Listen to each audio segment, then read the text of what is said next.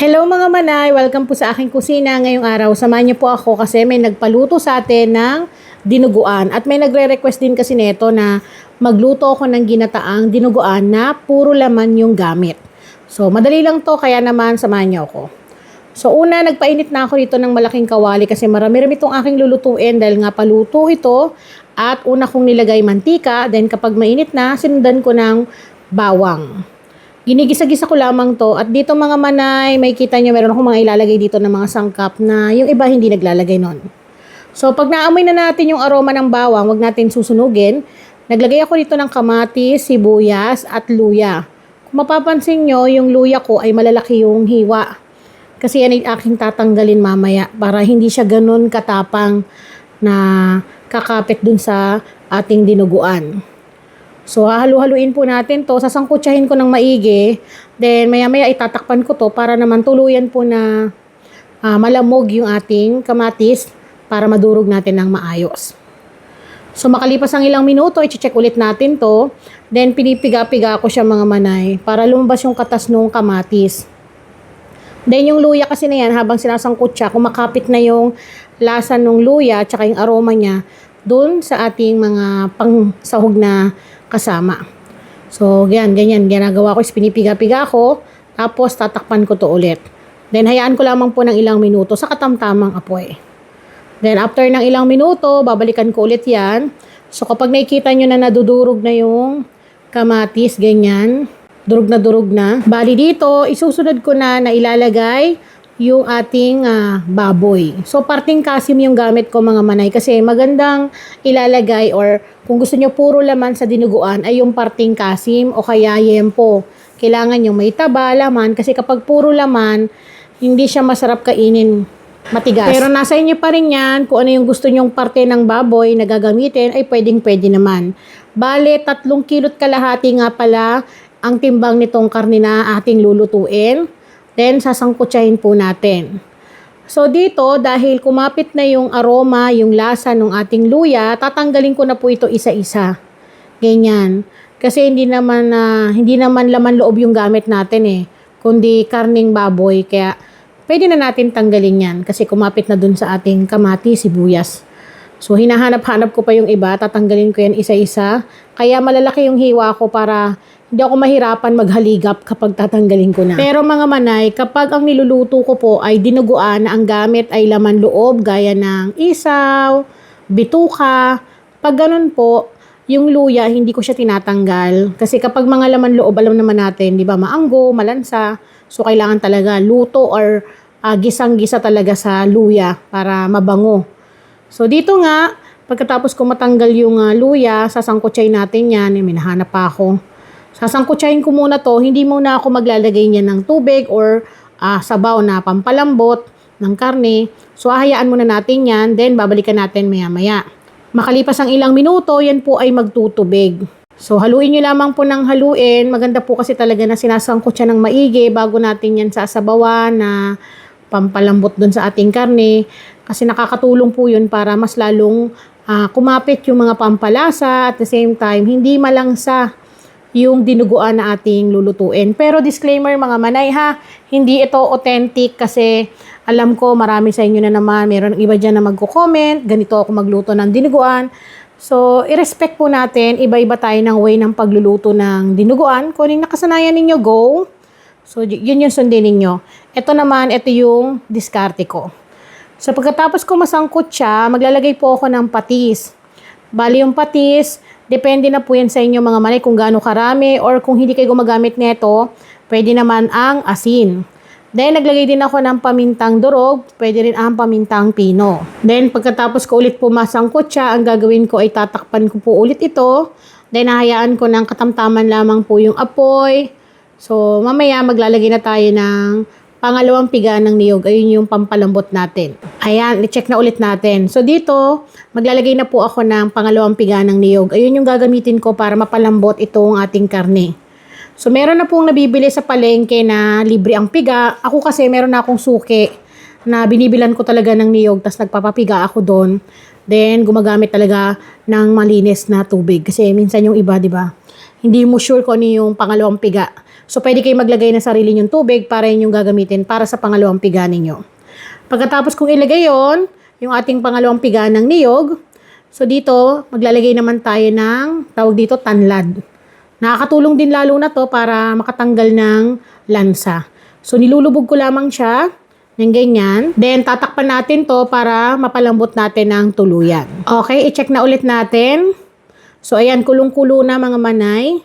So, halu-haluin ko lamang po para maiwasan na nasusunog yung ilalim. Ganyan, halu-haluin nyo lamang po. Kasi minsan, di ba, hindi pantay yung init. Siyempre, mas mainit sa ilalim, kaya kailangan halu-haluin po natin. At dito, ilulubog ko muna tong tanlad na to ulit sa gitna. Ayan. Maglalagay na tayo nung, ang tawag dito, yung dugo. So, disclaimer din po sa mga ibang nanonood na hindi kumakain po ng dinuguan, lalo po sa ating mga kapatid na Muslim. So, skip nyo na lamang tong video na to. So, ito po ay para dun sa nag-request lang itong recipe na to kasi nire-request sa akin to. Saktong-sakto merong paluto, kaya yan, i-share ko rin sa inyo. So, sa dugo mga manay, kung gagamit kayo, depende pa rin po sa dami. Ha? Kasi may nabibili sa palengke na may halong tubig. Meron pong halong tubig. Kaya kailangan i-check nyo pong maigi yung dugo na bibilhin ninyo sa palengke. Kung puro ba o may halo. Kasi kapag may halo, malabnaw yung magagawa ninyong dinuguan. Pwede namang habulin, magdagdag na lang kayo sa bandang huli. So yan, naglagay po ako. Bali, ang nilagay ko rito ay 2 balot ng dugo ng baboy. Nabibili po yun sa palengke or minsan libre na lang. Lalo na kapag alam nilang didinuguan kayo. Lalo na kapag suki nyo yung bibilhan ninyo, libre lang po nila yung binibigay. So, kailangan hahaluin nyo po ha. Kasi po, yan po ay mamumuo para maiwasan po na magbuo-buo yung inyong dugo ng baboy. Then, kailangan yung nabili nyo rin sa palengke, example, 4 cups ng dugo, maglagay na po kayo ng half cup ng suka, lamasin ninyo para hindi po magbuo-buo yung dugo. Dito sa parting to mga manay, bali ang gagawin ko na ay tatanggalan ko na po or aalisin ko na yung tanglad na nilagay ko kanina kasi kanina pa tong nakababad. Para hindi naman siya sobrang tapang. Pero kung gusto nyong babad na babad, go, ilagay ninyo hanggang sa maluto. Pero ako, tatanggalin ko na yan kasi okay na eh. Maaamoy nyo naman yan, tas matitikman ninyo eh. Kasi lalasa po yan sa pinakasarasan ng dinuguan. Kapag tingin nyo okay na, pwede nyo naman nang tanggalin. Then, ang gagawin natin dito is, lulutuin natin sa katamtamang apoy, tapos halo lang po ng halo, maya-maya, para maiwasan na masunog yung sa ilalim. Then, dito maglalagay po ako ng half cup ng suka, para may palo ng asim. Nakakatulong din to para matanggal yung anggo, dahil nga, syempre, naglagay pa rin tayo ng dugo ng baboy, kaya kahit pa paano mayroon tong lansa. Kaya kailangan maayos yung pagkakaluto natin. Eto na mga manay, makalipas ang ilang minuto natin pagluluto, mapapansin nyo, yung nilagay natin na dugo, mas umitim siya, mas tumingkad yung kulay niya kasi naluto na ng tuluyan. So, hindi pa natatapos yung pagluluto natin dito kasi maglalagay nga tayo ng gata dahil ito nga ay dinuguan sa gata or mayroong gata po ng niyog. So, maglalagay na po ako rito ng gata ng niyog. Ito po ay puro ha, unang piga ng niyog. Pwede rin naman kayong gumamit ng nasa inkan. Bali, ang nilagay ko rito ay 2 and 1/2 cups ng gata ng niyog. So, malasa po talaga. Masarap kapag yung fresh na gata yung gagamitin natin. Kasi manamis-namis, makreamy. Pero kung wala talaga, kahit naman yung nasa incan o kaya Tetra Pak, pwedeng-pwede naman. So, halu-haluin ko lamang yan. Kung makikita nyo, yung kulay niya parang nagbabrown, no? So, lulutuin natin yung gata hanggang sa maglapot po yung pinakasarasan ng ating dinuguan. So, habang niluluto ko yung ating dinuguan, ayan nga, meron pa akong niluluto dito sa kabila. So, busy po talaga ako dito sa kitchen. Dahil marami tayong trabaho, maraming paluto. So, pag nagluluto talaga ako rito mga manay, as in tambak. Kaya maghapon, halos nalilipasan na rin ng kain. Kahit na ang niluluto ko naman, pagkain talaga. So, hinahalo-halo ko para hindi po nasusunog yung ilalim, ganyan. Ang laki na nung nilulutuan ko, no? Ganyan, halu-haluin lang po natin. Kaya kailangan po, wag niyong iiwanan ha, para maiwasan na masunog. Then, dito nga habang hinahalo ko to, maglalagay po ako ng asin, pampalasa. Pero pwede kayong gumamit ng mga granules o pampalasa na nais ninyo kung ano yung mga nakasanayan ninyo. So, pwede kayong maglagay. So, dahil nga gumamit tayo ng gata, nagbibigay na ng tamis at pagka-creamy. So, hindi na tayo maglalagay ng mga liquid seasoning or mga pampalasa pa. Asin na lang. So, half tablespoon yung aking nilagay kasi naglagay naman tayo ng patis kanina Pwede naman ninyong i-adjust yan, depende sa panlasa na gusto ninyo. So, bali itong recipe ko, tandaan nyo mga manay ha. Guide lang to. So, pwede kayong gumawa ng mga timpla na gusto ninyo. Then, halu-haluin ko lamang po yan. So, kailangan maya-maya ninyong hahaluin ha. So, masabaw-sabaw pa to, papalaputin pa natin yan. Lulutuin pa natin yung gata na nilagay natin. At eto na mga manay, malapot-lapot na yung kanyang pinakasarsa. So, ang panglas natin, maglalagay tayo ng siling berde. Pwede rin kayo maglagay ng labuyo kung gusto nyo may palo talaga ng anghang. Pero siling berde lang or panigang yung aking ilalagay dito. Ganyan. Nasa inyo rin kung gaano karami yung gusto nyong ilagay ha. Then, yung apoy ko, hinanaan ko na kasi baka masunog. Yung sarsa niyan, baka sabihin na naman ng iba, ano yan manay, sinigang, nilagabay, niluluto mo. Mukha lang siyang masabaw. Kapag yan po ay lumamig, lalapot po yung pinakasarsa niyan. May kita ninyo maya-maya. Siyempre, dahil nagugutom na tayo, magsasandok tayo niyan. Papakita ko sa inyo yung ilalagay natin sa mangkok para naman magutom din kayo. Naku, pwedeng isawsaw na rito yung puto. No? Kasi yung mga ganitong luto, mga manay, ganito yung pwedeng ipares mo sa puto. Kailangan yung masarsa. Hindi yung tuyot na tuyot. Pero kung gusto nyo talaga yung nagmamantika, pwede nyo naman paigahin yan. Pero itong lapot na to, yan, nakikita nyan, sakto na po yan kasi kapag lumamig yan ay lalapot pa po talaga. May nakaredy na ako ditong mangkok, o diba?